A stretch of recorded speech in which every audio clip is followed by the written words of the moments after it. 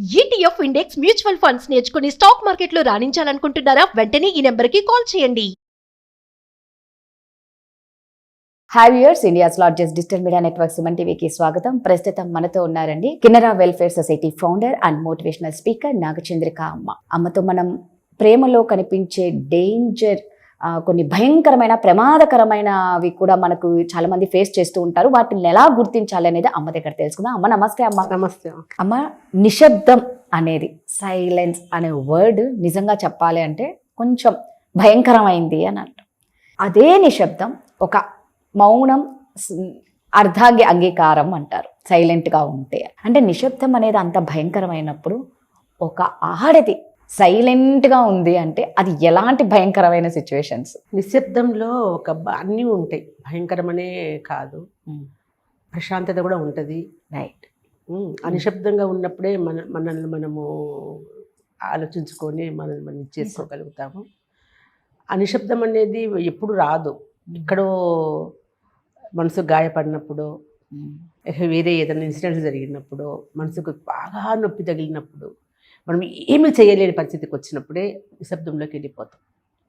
అది అన్ని రకాల ఉండొచ్చు. అది డేంజర్ ఉండొచ్చు, మనల్ని మనము మంచి కూడా జరుగుతుంది దానివల్ల. అంటే గొడవలు కూడా జరగవు, చాలా సైలెంట్ గా మనం ఎంత ఎదుటి వాళ్ళు మనల్ని ఇది చేసినప్పుడు మనం పోటీ పడి వాళ్ళతో పాటు మాట్లాడి ఎందుకు ఇట్ట చేసావు, ఎందుకు అట్లా పోయావు, ఎన్ని గొడవలుగా మనం చేసుకున్న దానికంటే కొద్ది రోజులు మనం మౌనంగా ఉన్నామంటే అవతల వాళ్ళు కూడా ఆలోచించుకుంటారు.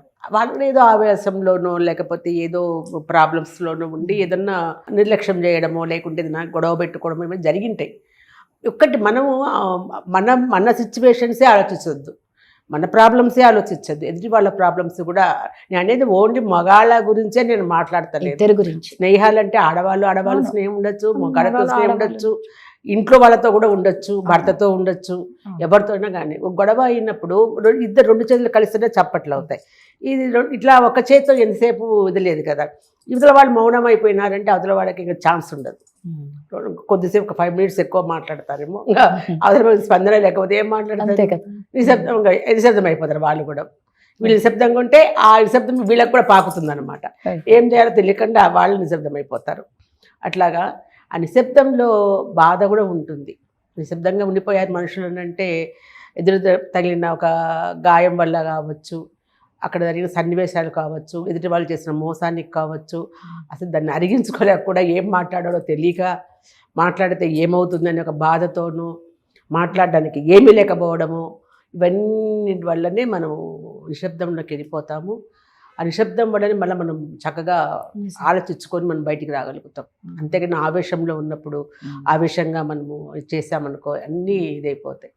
కాలమే దానికి జవాబు చెప్తుంది అంతే. కాబట్టి కొద్ది రోజులు మౌనంగా ఉండడమే. నీకు ఒక పాట కూడా ఉంది, మౌనమే నీ భాష ఓ మూగ మనస అనేసి. మనసు మూగది, మూగపోతుంది. అప్పుడు మౌనము అదొక భాషలాగా అయిపోతుంది అన్నమాట. అట్లాంటివి కూడా ఉంటాయి కదా.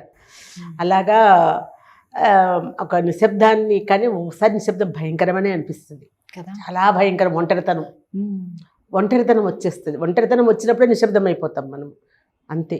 ఆ ఒంటరితనాన్ని మనము భరించే శక్తి కూడా మనకు కావాలి కదా. నిజమమ్మ. చాలా కొంతమంది అయితే నిశ్శబ్దాన్ని కలిపితే కొంతమంది ఓవర్ అయిపోయి ఎక్కువ మాట్లాడడము, ఎక్కువ దీంట్లో ఉండిపోవడము, 10 మందిలోకి వెళ్ళిపోవడము, గొడవ పడ్డము, ఇట్లాంటివి కూడా ఉంటాయి. దానివల్ల ఏమవుతుంది, ఇబ్బందులు ఎదురొస్తాయి.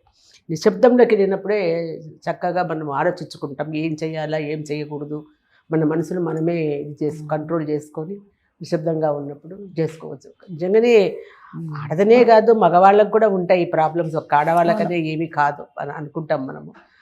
అన్నప్పుడు కొద్ది రోజులు మౌనంగా ఉంటారు కొంతమంది. ఎందుకు దూరంగా ఉంటే కొన్ని రోజుల తర్వాత ఈ సర్దుకుపోతాయి కదా ఎక్కువ అనే ఆలోచనతో కూడా వాళ్ళు ఉండొచ్చు, మనము కూడా ఉండొచ్చు.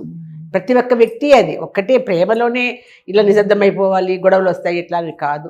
ఇంట్లో కుటుంబ కలహాలు కావచ్చు, స్నేహితుల మధ్య కావచ్చు, ఏదైనా సరే ఒక అవతల వాళ్ళు ఇదిగా ఉన్నప్పుడు మనం నిశ్శబ్దమైపోయామంటే అది అవతల పక్క ఉండే అన్నీ కూడా కంట్రోల్ అయిపోతాయి అన్నమాట. అది నిశ్శబ్దం వల్ల లాభమే ఉంది. మనసు కూడా శాంతి అవుతుంది. మనిషి ఎప్పుడు ప్రశాంతంగా అయిపోతామో, శాంతం అయిపోతే మన ఆరోగ్యం కూడా బాగుంటుంది. కానీ ఒక్కొక్కసారి నిశ్శబ్దం ఏమైపోతుంది అంటే ఇద్దరు మనుషుల మధ్య, అది ప్రేమ జంట కానీ పెళ్లి జంట కానీ ఏ జంటల మధ్యన కొందరు భరించి ఇంకా మాట్లాడక నిశ్శబ్దంగా సైలెంట్ అయిపోయినారంటే ఇంకా వాళ్ళు వీళ్ళని వదిలేస్తున్నారు, దూరం పెడుతున్నారు అనేది కొంచెం తెలుసుకోవాలి. తప్పు ఎవరితో తెలిసిన తర్వాత ఒక కొద్ది రోజులు దూరంగా ఉండొచ్చు కానీ ఉండలేరు రాదని నాకు తెలిసి. వాళ్ళ తప్పు వాళ్ళు మళ్ళీ ఆలోచించుకున్నారు అన్నప్పుడు అవతల వాళ్ళ తప్పు ఏం లేదు, మనమే ఇది అట్లా చేసామనుకున్నప్పుడు వాళ్ళంతకు వాళ్ళే మళ్ళీ మన దగ్గరికి వస్తారు. ఆ ఆశతో మనం బతకాలి అంతే, రాకుండా ఎక్కడికి పోరు. ఎవరైనా సరే స్నేహితులు కానీ ఎవరైనా తెలుసుకుంటారు. కొద్ది రోజులు ఆలోచించుకున్న తర్వాత మనం చేసిన తప్పు వాళ్ళ వల్ల ఏమీ పొరపాటు జరగలేదు, జరిగిన మనం సర్దుకొని పోవాలి. ఈ కొద్ది రోజుల్లో ఆవేశము అన్ని తగ్గిపోతాయి కదా, మనిషికి ఆలోచన కూడా వస్తుంది, పరిస్థితులు కూడా అనుకూలంగా మారుతాయి, మళ్ళీ కలుస్తాము. ఆ ఆశతోనే మనము ఎదురు చూడాలి. ఆ నిశ్శబ్దంలో ఇది ఆలోచించుకో, ఆశ పెరుగుతుంది మనకి. చక్కగా మనము మన పనులు మనం చేసుకుంటాము. ఎదుటి వాళ్ళతో మళ్ళీ తిరిగి మనం చక్కగా ఉండడానికి కూడా అవకాశం ఉంటుంది. అప్పుడు ఏ గొడవలు ఉండవు, మనం కూడా హ్యాపీగా ఉంటాము. ఇది మనం చేసుకోవాల్సిన ఆలోచన. కానీ నిజంగా ఏంటంటే మీరు అన్నట్లు ఆ నిశ్శబ్దం వల్ల జరిగేవి చాలా మంచి జరుగుతాయి. ఒకటి భయంకరమైంది ఏంటంటే మనుషులు దూరం అయిపోతే మాత్రం మళ్ళీ రారు. ఎందుకంటే ఎప్పుడూ ఆర్గ్యూ చేసే వాళ్ళది ఒక రకంగా ఉంటుంది, సైలెంట్ ఉన్న వాళ్ళు చాలా భరించి ఇంకేం మాట్లాడరు, అరే వీళ్ళతో ఆర్గ్యూ చేయడం వేస్ట్ అని వదిలేస్తారు. అప్పుడు వన్స్ మీ లైఫ్ నుంచి ఆ సైలెంట్ గా ఒక మనిషి వెళ్ళిపోయినారు అంటే లైఫ్ లో మళ్ళీ రీఎంట్రీ ఇవ్వరు. ఎప్పుడు ఎవరికి శాశ్వతం కాదు అంతే అమ్మ. అది ఒక్కటి గుర్తు పెట్టుకున్నామంటే మనకి బాధ తప్పుతుంది. ఎవరు శాశ్వతం కాదు, మధ్యలో కలుస్తాము, మధ్యలో మనతో పాటు ఉండేవాడు ఎవరు ఉన్నారు? మన శరీరము, మన మనసు, మనం కూడా ఆ రోజు వెళ్ళిపోతే అది కూడా పోతుంది. అంతేగాని మన శరీరమే మనకు శాశ్వతంగా ఆలోచించుకోవాలి. ఎవరు ఒక్కళ్ళే లేరు మన లైఫ్ లో, ఒక్కరే రారు. నేను అనేది ఏంటి, మళ్ళీ ప్రియుడో భర్త అయ్యి అట్లాంటి సంబంధాలు నేను అంటంలా. మనుషుల సంబంధాలు, స్నేహితులు కావచ్చు, బంధువులు కావచ్చు, కొన్ని సంవత్సరాల తరపున నిశ్శబ్దంగా ఉండి మళ్ళీ దగ్గర అయిన వాళ్ళు కూడా చాలా మంది ఉన్నారు, మాట్లాడుకుంటున్నారు. ఇప్పుడు నా అనుభవం కూడా ఉంది అందులో. 10-15 సంవత్సరాలు సొంతం మా బంధువులు, మా అమ్మ వాళ్ళ వైపు కావచ్చు, పిన్నలు అంతా, ఆ చెల్లెళ్ళు అంతా అమ్మ దానిపైన కొద్ది రోజులు దూరం అయిపోయినారు అందరూ. నేను నిశ్శబ్దం అయిపోయాను. నేను అసలు అమ్మ దినం రోజే నిశ్శబ్దం అయిపోయాను అన్నీ. అదే లాస్ట్ అనమాట. ఇప్పుడు వాళ్ళంతకు వాళ్ళు అందరూ వచ్చేసారు దగ్గరికి. నేనేం మాట్లాడలేదు, ఏం లేదు, వాళ్ళు పిలవలేదు. వాళ్ళే ఫోన్లు చేశారు. వాళ్ళు మనల్ని దగ్గరికి తీసినప్పుడు మనం కూడా అది మర్యాద మనం పెట్టుకోవాలి. అదే ఆ రోజు ఇట్లన్నారు, మనం మాట్లాడాల, ఎందుకు పోవాలి అని అనేది ఉండకూడదు. అది అసలు మనం కూడా కలవాలి. వాళ్ళు జరిగిన దాన్ని మర్చిపోయి మన దగ్గరికి వచ్చినప్పుడు మనం కూడా అంతే. అలా ఉన్నప్పుడే అంత హ్యాపీగా ఉంటాం. అంతే. సూపర్ అమ్మా, థ్యాంక్ యూ.